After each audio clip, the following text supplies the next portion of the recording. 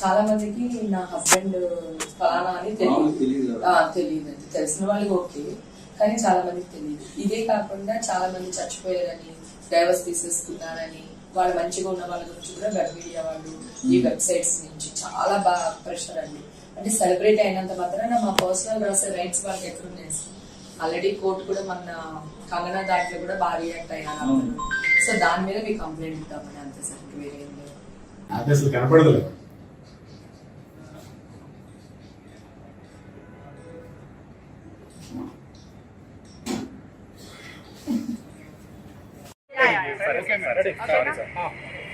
So అందరికీ నమస్కారం అండి.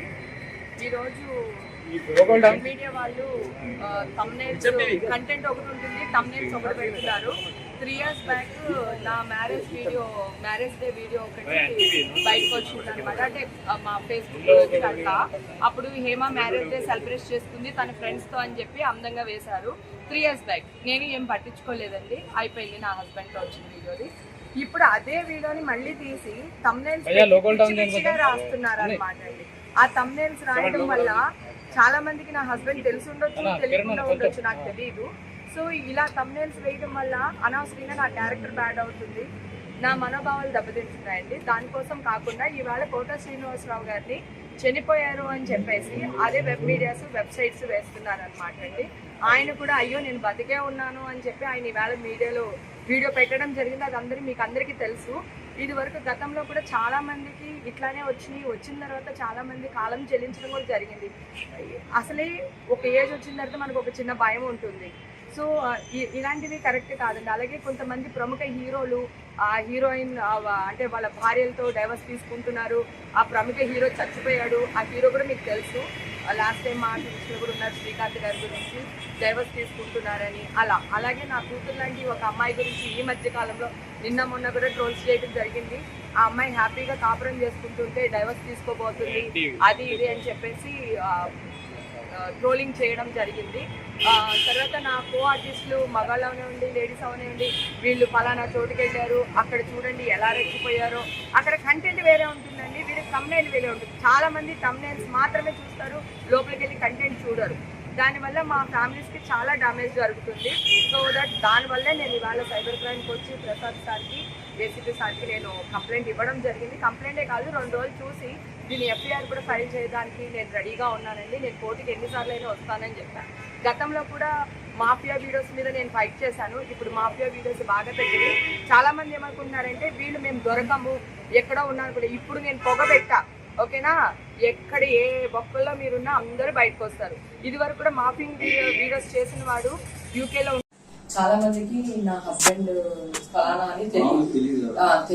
తెలిసిన వాళ్ళకి ఓకే, కానీ చాలా మందికి తెలియదు. ఇదే కాకుండా చాలా మంది చచ్చిపోయారని, డైవర్స్ తీసేసుకున్నారని, వాళ్ళు మంచిగా ఉన్న వాళ్ళ గురించి కూడా వెబ్ మీడియా వాళ్ళు ఈ వెబ్సైట్స్ నుంచి చాలా బాగా ప్రెషర్ అండి. అంటే సెలబ్రిటీ అయినంత మాత్రాన మా పర్సనల్ రాసే రైట్స్ వాళ్ళకి ఎక్కడున్నాయి? ఆల్రెడీ కోర్టు కూడా మన కంగనా దాంట్లో కూడా బాగా రియాక్ట్ అయ్యారు. సో దాని మీద మీకు కంప్లైంట్ ఇద్దామని అంతే సార్, వేరే ఏం లేదు. అసలు కనపడదు.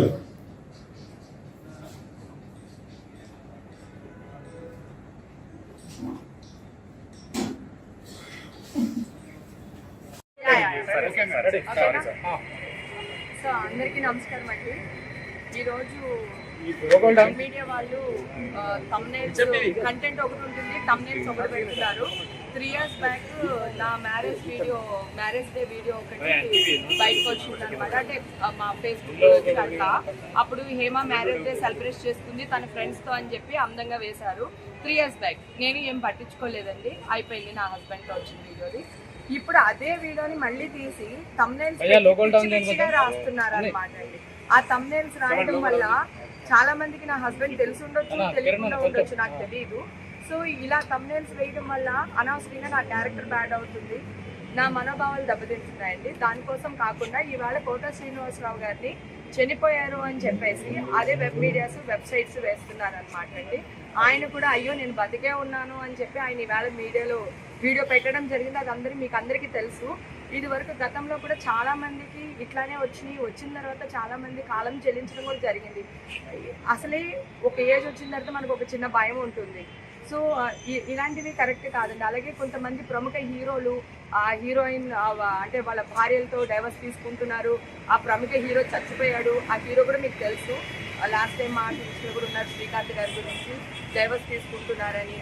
అలాగే నా కూతురు లాంటి ఒక అమ్మాయి గురించి ఈ మధ్య కాలంలో ఈరోజు మీడియా వాళ్ళు తమ్నైల్స్ కంటెంట్ ఒకటి ఉంటుంది, తమ్నైల్స్ ఒకటి పెడుతున్నారు.